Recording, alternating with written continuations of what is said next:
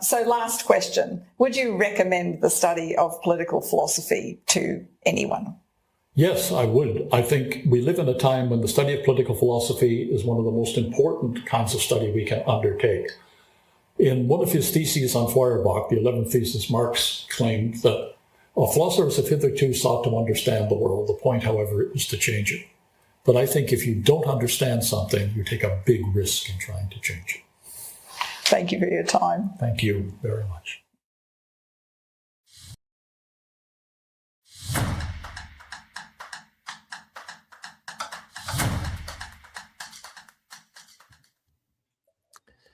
Hello, everyone. My name is Stephen Tripp. I'm the president of Australians for Better Government, and thank you for joining us for this new series that we're about to start called Political Philosophy Masterclass. And I've got the Political Philosophy Master here, Dr. Christopher Reynolds. You would know him from a lot of the talks that he's had at some of our events. He spoke recently in Cessnock and on the Central Coast. We also had him to our Gold Coast event, and also in Adelaide, which was fun. He always speaks very, very well. He's one of the most notable, or he should be one of the most notable Australian historians around. He has written a very good book called What a Capital Idea, which we will maybe touch upon today.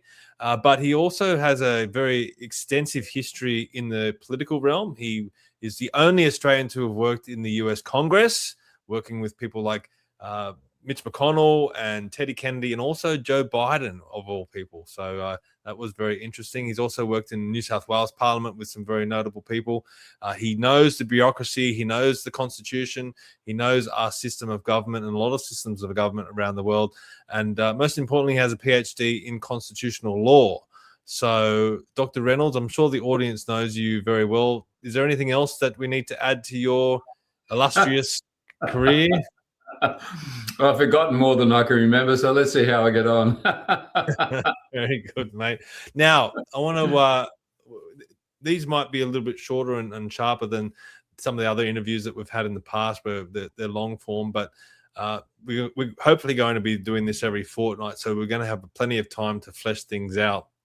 But let's start off conceptually. When you're talking about political philosophy, I called you up and I said to you, mate, I've got this idea of doing a fortnightly podcast where we talk about political philosophy, and you said, yes, please. Why did you get so excited about the opportunity to do something like this, and why is it so important to you to talk about political philosophy? All right, let's see. Two answers to this question. Yeah. Firstly, it seems that our parliaments are overrun by lawyers. Now, lawyers aren't necessarily, they're not Renaissance people. They're not widely educated. They've studied law and they're pedantic. You know, this is the sentence and this is what was said, and, you know, therefore we need to do this. So there's a certain logic with lawyers that is not philosophical. The other side of it is that even with you listen to politicians, money rules what they do. So fiscal policy, and then there's fiscal policy, and then there's fiscal policy. So anything that they say they want to do, it's to do with money. And you know, this is something really serious. And of course, we better have another committee on that. So everything gets moved sideways. It is extremely rare that you ever hear a politician talk about why we're doing something, or why we need something, or how it expresses the values of the community, if they ever realize what they were. So the fact that we're going to talk about how society does and could or should function is a great topic. Now, that's part of it. So to get us to actually think about our government, what we want, how we've progressed, is a great opportunity. The other thing is, when it comes to philosophy, which is your question, how does it all fit in with political philosophy? Well, let me start with this. If people have got a pen, this is worth writing down. There are only 4 questions. Only 4 questions. Anything else that we study, anything else that's been written, anything else that we do, all the interactions that we have, everything else is a response to, or gives an answer to, one of 4 questions. Those 4 questions are, what is the nature of God? And the second one, what is the nature of man? What is the nature of society? And what is the meaning to life? So it doesn't matter if you pick up a science book, what it is. There's an attempt there to try and understand oneself in that context. So therefore, having said that, many of the leading theologians were also philosophers. The major philosophers all had to do, when they were writing, answer those questions. So you'd find their reference to theology or God or society or politics or even the nature of man, or even why do we bother to get out of bed type questions of the meaning and the value of life. So it's those issues that when you say, let's discuss political philosophy, I then automatically think about how does our system of government say something to us about our position in the universe, and the humility of a society before Creator, our understanding of human nature, human interaction, the value of life, the nature and structure of society. Do we respect laws? Should we respect laws? How do we write laws? And where do we find our happiness or our meaning to life? So that's the simple, since you want me to keep it short, the simple answer to why we're going to jump into this. Mate, you've hit the nail on the head already. I'm already intrigued now. Yeah, you're taking notes here, Steve. I did. I wrote all that down as quickly as I could. No, I think that's what we're all going to be talking about. Like why, and this all relates to the Constitution, right? So the title of this. Yeah, we've got to get there. Yeah. But let's take a few steps before we say, how do we write this down? All right. So let me just jump in and say. But what you're talking about now is the why, correct? Yes. I'm talking about the rational deliberations by human beings, most of whom in philosophy have been men. We're talking about the rational deliberation of humans about their position in life, society, how they understand themselves and their position even in the universe. That's a great question, isn't it? Where do I fit? How does it fit? How does it work? And that's what we're really talking about. But it's rational deliberation. It's not just a few postscripts or subscripts or transcripts on paper. We're going to have a look at this and unpack it. I want to touch on quick. I mean, we're going to go way off topic here, but that's okay. So you said, what's the nature of God was the first one. Does that, and we'll probably have an episode where we focus solely on Australia being a Christian country and what that actually means and Christian values and how that ties into our system of government. But is that something that's missing when you look at governmental systems like communism, or they're void of that idea that God somehow filters into the philosophy? There's two things there. If I said, tell me about Karl Marx, a lot of people, most people have probably heard the name Karl Marx. But who was Karl Marx? Why does he become famous? And why does his writings become so amazingly valuable? Now, here he is, a political philosopher, great political philosopher, but he is also one of the history's greatest economists. And to read his work is just awful. It's just this long Das Kapital, and you know, sort of like The Origin of the Species is right up there. Bad books, but you've got to wade through it. Now he comes up with this major concept of that labour gives value.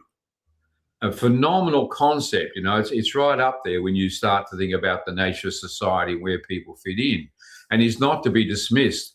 And when you read his Communist Manifesto, the lovely little yellow book, it's a marvelous read. I mean, the passion and it's phenomenal stuff. Now, he's no idiot. He knows the philosophers and he knows what he's doing. He's a great mind, even though it's drawn out. But he comes up with this whole idea of the supremacy of the people, the proletariat. He sets up this dualism that the proletariat is pure and good and deserving and righteous, and the bourgeois, the people with the money, are evil, destructive, people that just want to hurt the poor and etc. But the moment you see he set up that dualism of good and evil, it's a religious statement, isn't it? See, the moment, how do you define good and evil? Well, he wants to define it on the basis of how much you've got. And so communism stems out of that. So you see, even when we're going to talk about democracy, I could say, well, Aristotle said that democracy is where everybody gets a vote, simply. Well, communism, Russia says, well, we have a political system and the people get to vote in districts, and then they elect a parliament, and then they vote the president, and we have a political democratic system. And the Chinese put up their hand and they say, well, so do we.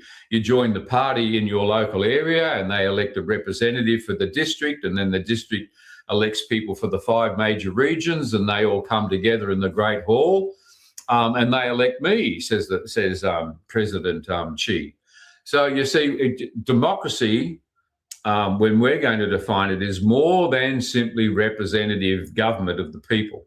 But you can see that becomes a principle of government, that the people should have a say in a vote compared to other systems of government. But we chase down that one. So where the whole system of values comes from, well, it comes from our understanding of human beings in relationship to God. The communist system in China and in Russia denounce the power and existence of God. And here becomes a problem for them when it comes to their values. Where do you get values from? And even a sense of hope, of faith, of future. Where does it all go? If life just ends at the age of 75 and it keeps returning over, why bother? Let's all just jump off a cliff. We're just sort of keeping the cycle going for what? Better vodka? A better formula for whatever.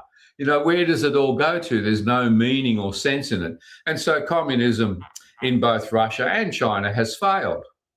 I won't say because they don't believe in God, but the system of government, when we get a chance to break it down, has become a failure in terms of a form of government, because they were ridding the people of a few things we're going to look at under democracy. When we think about a constitution, one of the things that we've said in Australians for Better Government is that a constitution should protect against human nature. Is that what we're really talking about when we're talking about that relationship with God and human nature? So the communist system really takes the God part out of it, and they're defining what's good and bad, which is my understanding is the Luciferian concept, where Luciferianism is where the individual thinks they can define what's good and bad, not God. Whereas a Christian system, you have God that dictates what's good and bad, and then the individual follows. Is that? Yeah. See, some would say, I've just been reviewing a number of statements, Christian statements of faith by people who were fundamental in writing the US Constitution. No doubt about it.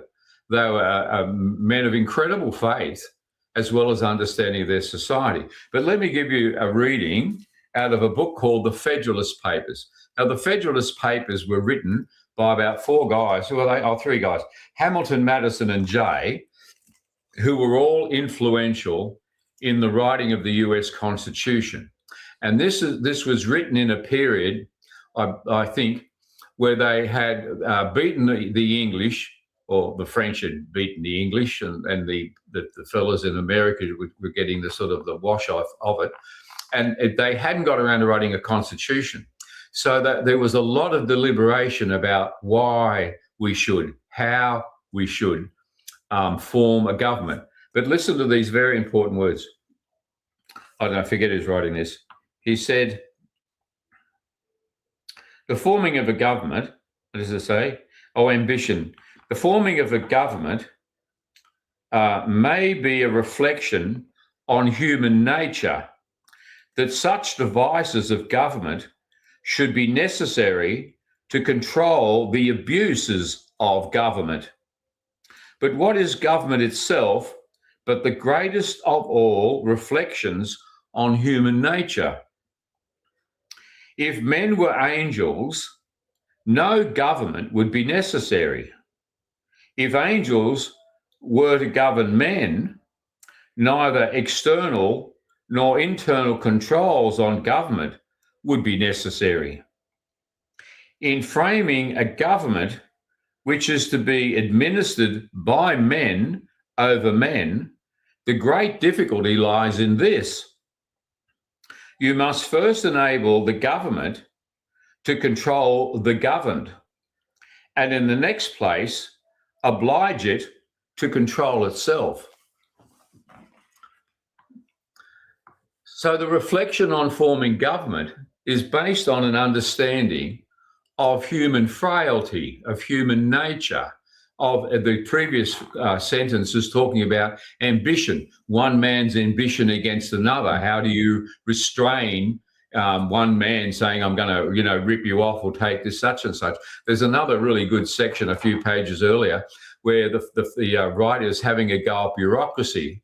And he says, what do we do when we find unelected clerks writing laws and dictating what we should do, but eliminate them? It's this, we've got to get rid of these. They have no place in a democratic system, which is our particular problem, that we've given them more than a place in our democratic system. So you see, it then stems out of this understanding of how do we understand humanity. And he then says the social structure that we devise, i.e. government, is there to control not only the governed, but also we need to write it so they can control themselves. Remember that at this time that they were in a world where the king had authority, and they decided that even though he didn't, but they saw the tyranny of government in the uniform of the king. So when they formed their constitution and their form of government, it was against the tyranny of government. Every man has the right to bear arms against the government coming down the road to take his property or his life. And they still have that. They firmly believe. And so they have a system of government with checks and balances. As to a dictatorship or a monarchy, whereby ultimate power is in the hands of a single person or a parliament. So they put it in checks and balances. And ultimately, all through that book I just referred to, there is the admission that power derives from the people, even though a lot of them, didn't own anything, they didn't have any jobs, they sort of wandered around, you've got all sorts, the same as today. So you think, how do you then honour and give power to and credit to people that are not politically minded, etc.? I think we're in a better situation today because people are more educated and probably obviously more able to think about, and we have news, that comes to us all the time. So we're far more educated and in a position to know what we're talking about and know what we're voting on than they were 250 years ago. But nevertheless, the honour that they give to terra populi is incredible. That is, the land belongs to the people, whereas we didn't. So it's human nature. If you don't understand human nature, you're not in a position to design a society that reflects humanity or your faith in God. So we're getting towards the point where it's really, you want to set up a system of government and a constitution that protects the individual against government, but also against other individuals and other groups or other people. But one question I want you to define, or one question I want to ask, it relates to democracy. Now, I've heard democracy explained before as like a pure democracy is 51% of the population voting to kill the other 49%. So, that's a pure democracy, which is what we don't have. We actually have a system with safeguards and checks and balances and the constitution and laws and things like that that protect against that. I've heard you explain democracy in a different way. You want to have an opportunity to define what democracy is in your mind? Yeah. In the simplest form, and to quote Aristotle, and where it all comes from the Greeks at 2,500 years ago, he says just succinctly that democracy, or pure democracy, is where the people decide what they want to do. Everybody votes on every decision, which becomes really, difficult. But it moves along from there. Now, we also need to understand that all this does come back from the Greeks and this system of government that's not a monarchy, that's not a king owning the land. You see, even today in Australia, we have crown land. And if you buy a block of land, you only own 6 feet deep. You don't really own your property. And the council can come along and walk up your driveway at any time and say, we have laws to impose on your property.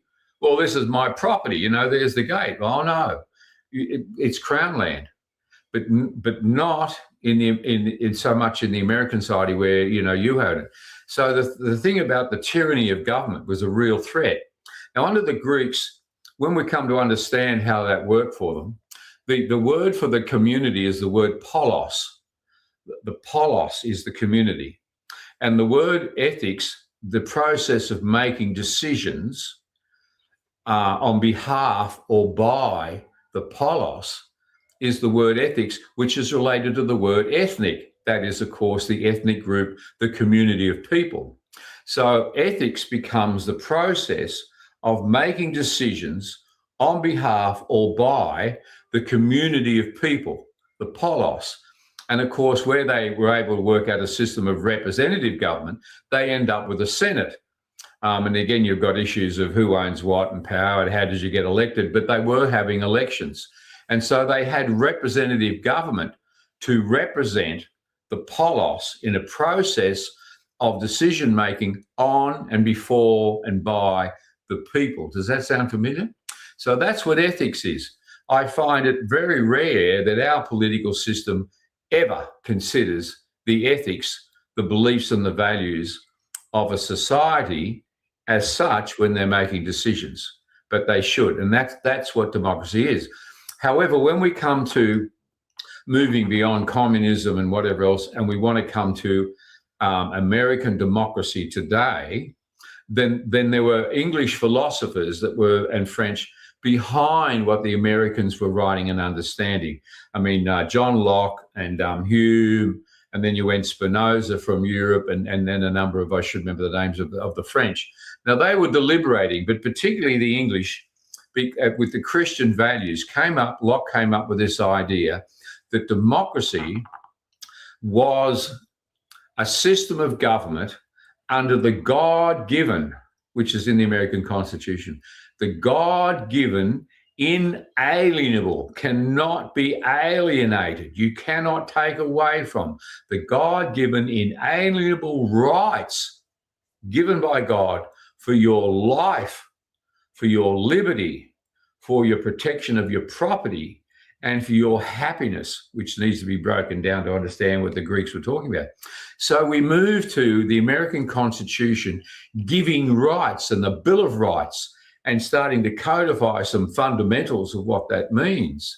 We don't have the Christian system of democracy in Australia. I've been told, and I think, I can't find a democratic phrase in our Constitution. It wasn't set up that we should become a democracy. Democracy was considered a dirty word. Republicanism was a dirty word at the time when we had our Constitution written.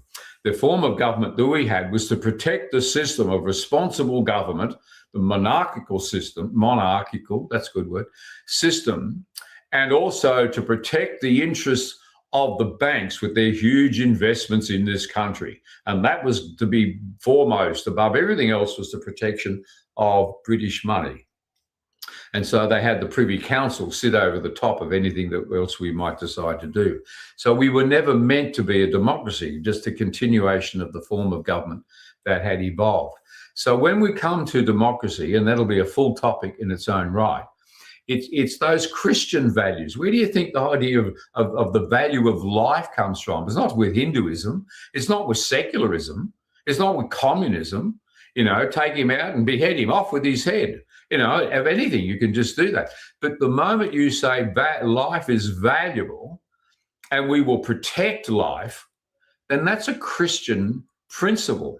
For God made man and woman in his own image. Bang! You're giving it sanctity right up front. But what's the next one? I said liberty. Now, what's liberty if it's not the freedom of speech and the freedom of religion and the freedom of congregation? You can hear that where those rights had been taken away under the king, that they became so precious. And what was the next one?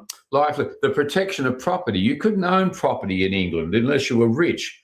People lived and worked on other people's property. It was owned by the church or the king.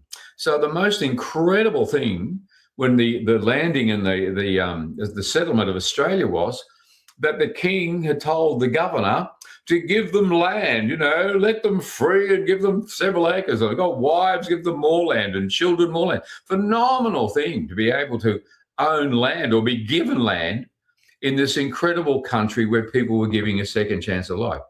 The other major thing in that 4-point understanding of Christian democracy is the pursuit of happiness. Now, it doesn't mean we're all going to sit around and smoke something or be happy sitting on the beach. This word happiness in the Greek is the pursuit of happiness, is the pursuit of excellence, arete.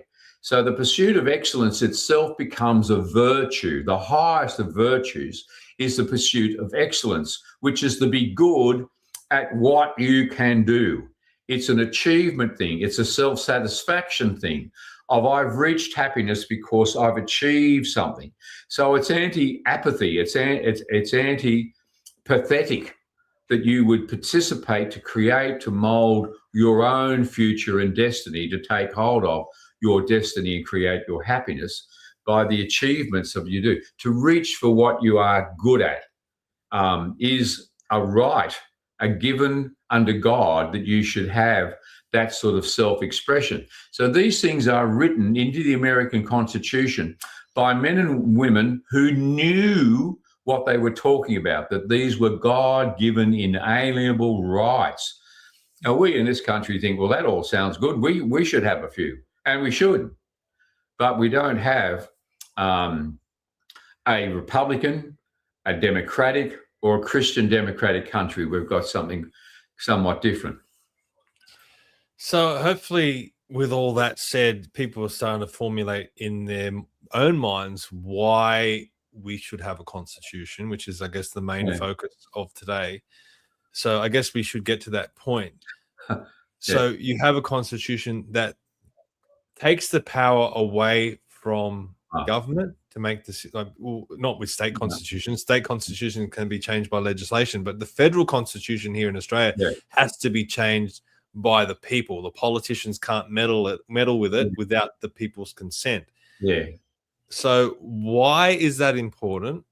Yeah. And why is it important in Australia, where we have a constitution that basically is a playbook of how government should operate? Well, let's just jump back a little bit first. Why should we have a written constitution? I mean, the British situation is they don't have one. And they say, oh, it's convention, this is the way we've always done it, we know what's going on. Well, all right, maybe you do, but the rest of us, maybe we don't. And we know we're not the lords of London and the property class who are quite happy to protect their own interests, of course, which is what convention's really all about, isn't it?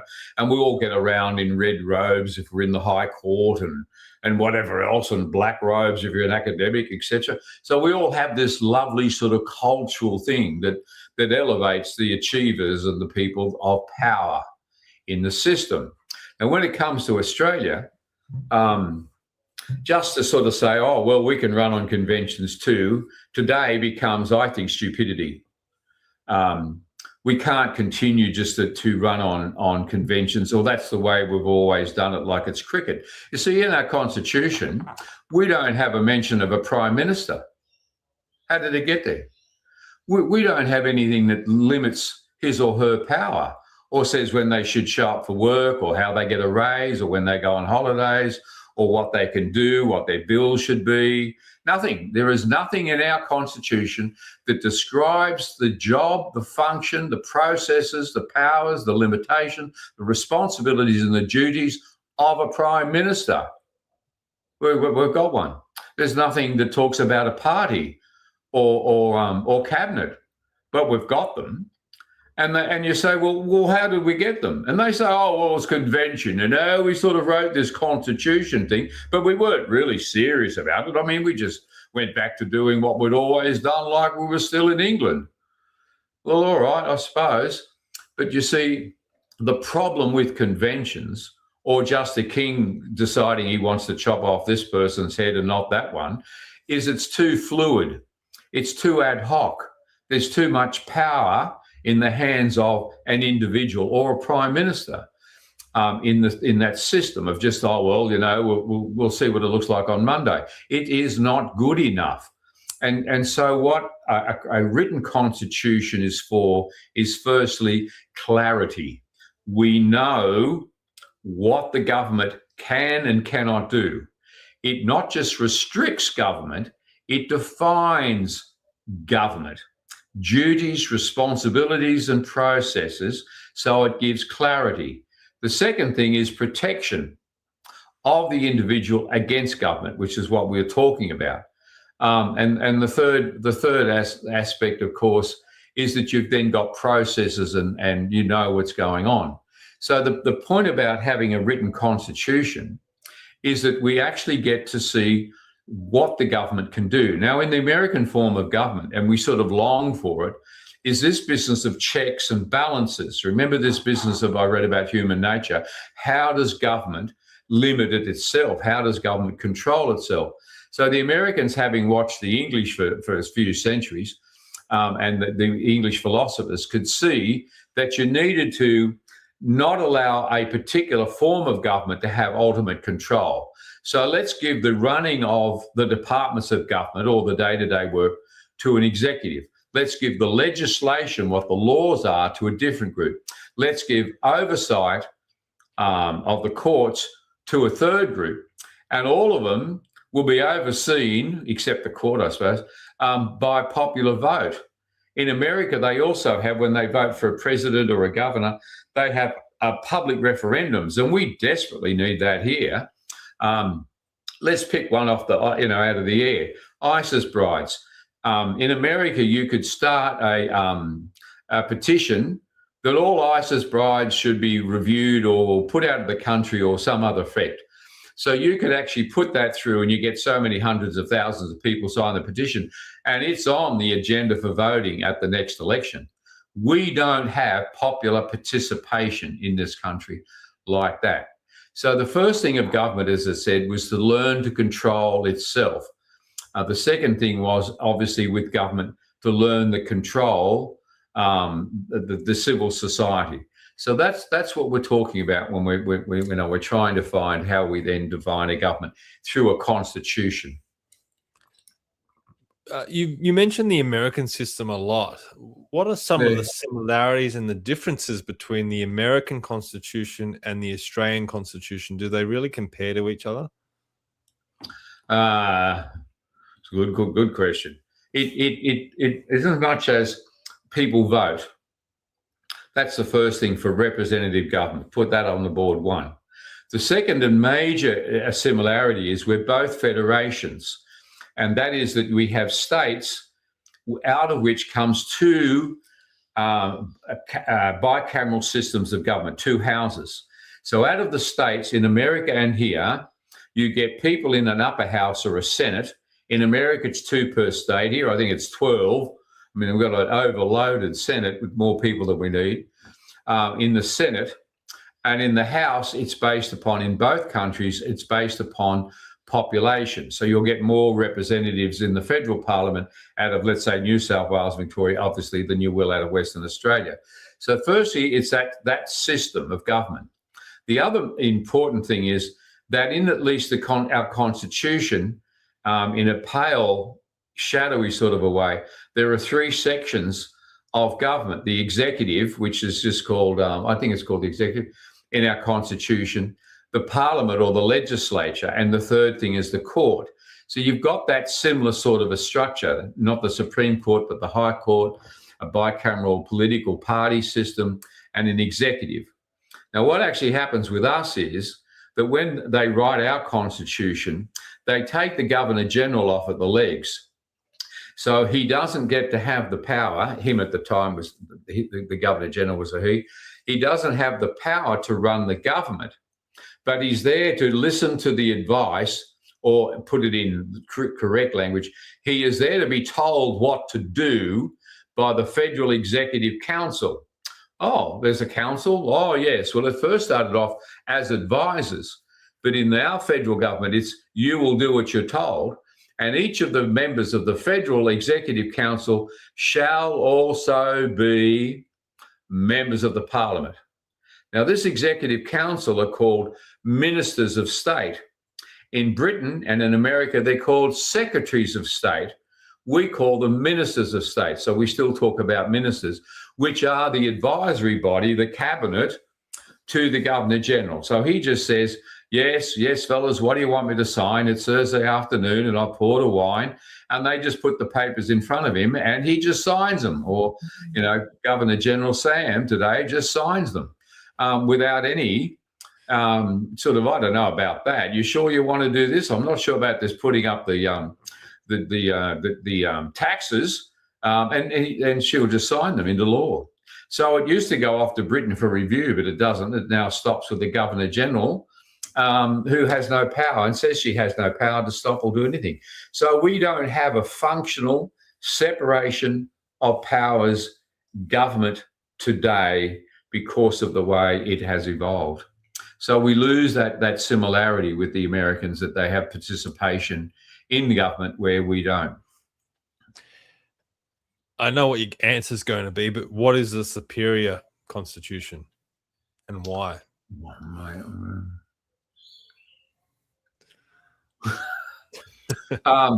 Let me jump back and go forward. We've heard the term terra nullius, which is people make the mistake of thinking nobody was here. It doesn't. Terra nullius is a Roman, you can hear the Latin, means nobody rules. Nobody rules this land.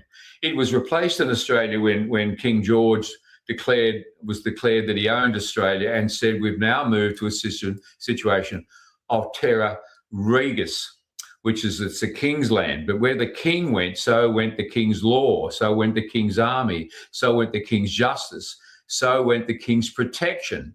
And in our letters patent that was written by the king to start off this country, he says, and I now see all the natives of the land as my citizens, my people, my subjects, and you will protect them. So where the king went, also went the protection of the king. So there was no slavery, selling the convicts, etc. So we moved to terra regis, and we still have crown land today. Where we had an opportunity to go was to terra populi, which is what I said, where it's the people. We, the people of this country, America, do form this federal alliance. And so we get we the people, for the people, and by the people. We don't have that concept. When our Constitution was written, it was written in we the people of these states form this federal union. It was the states that formed it, and that's where the referendums were, out of the states. And so the 6 states, 5 and then 6, they determined and said, yes, all right, we're all up for a federation. But here's the other important thing, is that we did not become an independent country at federation. Our constitution was just another parliamentary bill in Britain. Had no greater weight than the parliamentary bills that were written for each of the colonies. None. It was by the same body and the same stamp and the same kings. So you see, there was, we don't have a sovereign country. We have a shared sovereign country, and that is that the states have powers as the federal government does. Now, we've continued to diminish those state powers, but we are a country of shared sovereignty because we didn't declare ourselves to be a sovereign, independent country. So here is the fundamental problem. So when you come to the American system, I mean, I've forgotten. When I did my PhD, it wasn't just the American system. I had to study and know 29 political systems across the world and do a comparison. In the last chapter of my book, when I come to this topic, I actually pull out a few of those countries and let people read about what makes us different. So I compare Australia to the New Zealand process, the India, I think, certainly Canada, and I'm not sure if South Africa gets a mention, but Israel gets a mention because it was also created by the British Parliament. So as well as America is a republican system. So I compare them so that people might understand where we fit in comparison to other political systems around the world. When you studied those, I mean, did any stand out to you? When, if you were to pick out an optimal system? Okay. I could jump forward and say, well, I think that there's a lot in the American system. You can hear the faith and the words and the passion that they had for developing their own system with intelligence. I think if we had a little group, that sat around on Saturday nights with wines and whatever else they wanted to do, and we started this conversation, and we again came at it as philosophers and said, well, we've now read all the books and we've got an idea what we're talking about. But how can we rationally deliberate on the best form of government that would suit a country today? And you would find that there would be Americans that would want to sit and join that conversation. And they would have things to say about moulding and shaping their own system of government. I mean, it wouldn't take us very long. we could run down the yellow pad pretty quickly.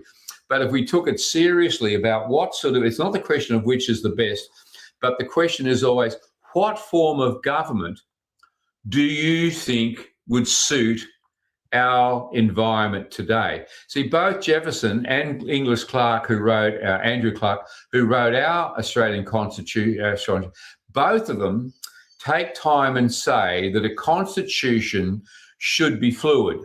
Jefferson says, asking a constitution to suit people 200 years after I write it is like asking a man to wear the clothes he wore as a boy.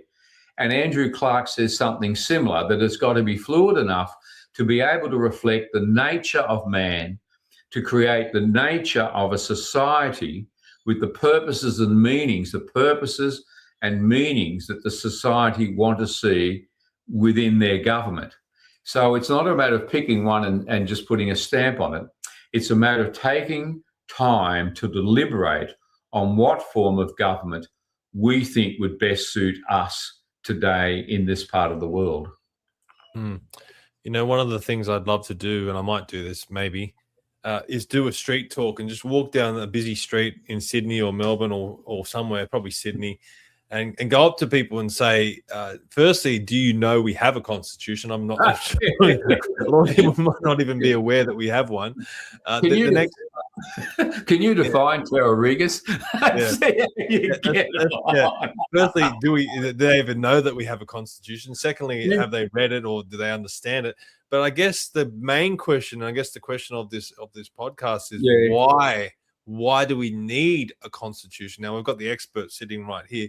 I'm going to ask you, Dr. Reynolds, why do we need a constitution? Let me jump back and say that if we are going to preserve a constitution and take pride in our country and participate, if we're going to participate in forming a government, participating in a government, we need to get back into the darn schools.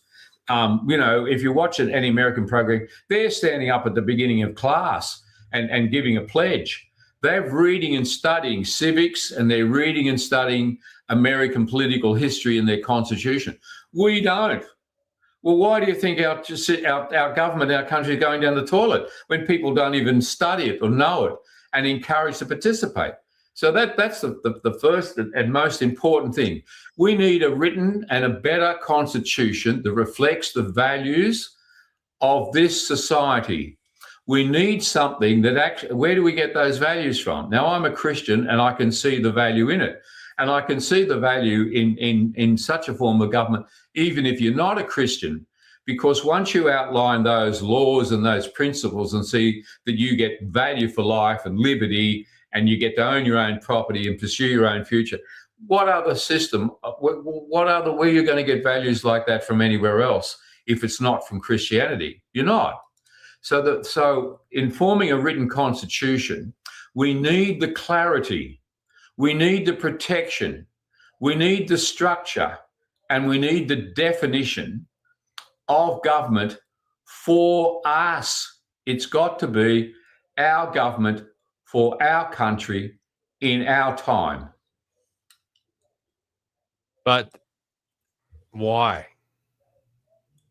Why do we need all this stuff? Because if you don't have a constitution and you're just going to make up laws from day to day, it's just a long sentence for a very simple word that's called anarchy.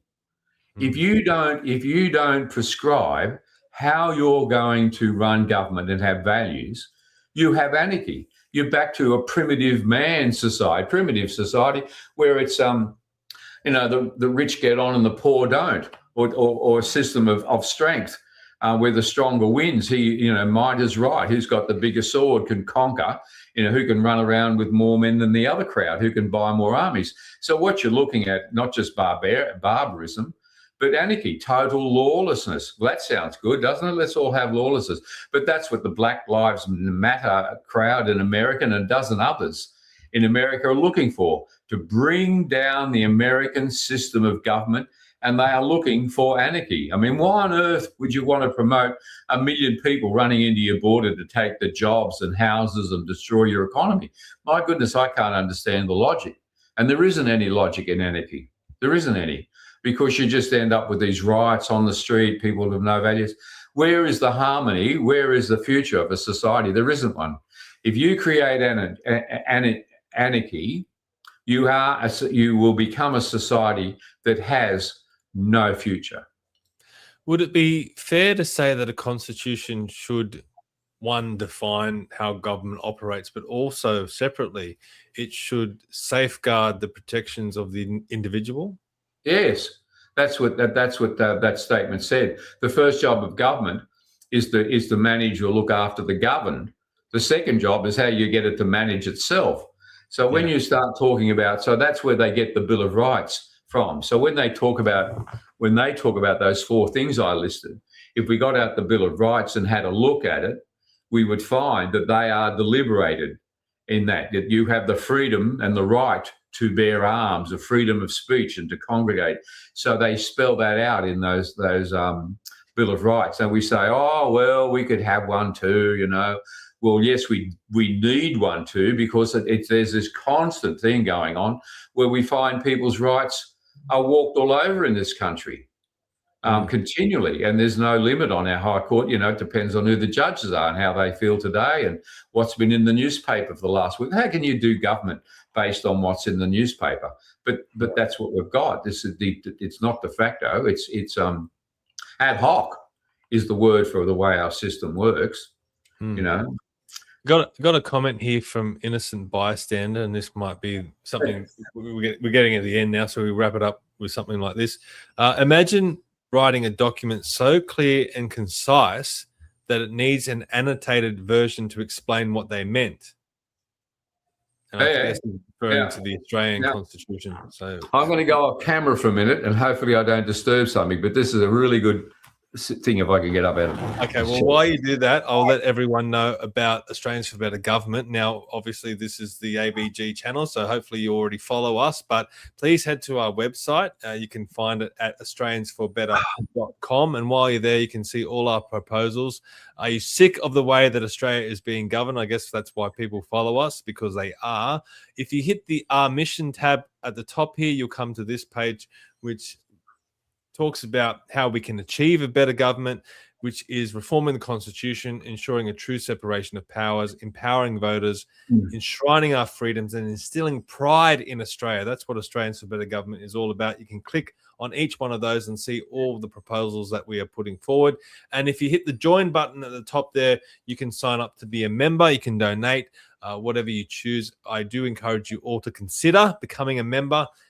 We would love to have you on board. The more members that we have, the more powerful our movement will be. Hopefully one day we can get a lot of members that we can start putting the pressure on the politicians to start enacting some of the things that we're talking about. And while I'm in the promoting phase of this show, I also encourage you to go to Dr. Reynolds' site, drchristopherreynolds.com, and get his book, What a Capital Idea, which is referred to throughout the interview today. A lot of the information that he's talked about is in there. You can click the link that says buy the book and you can get a copy of the book.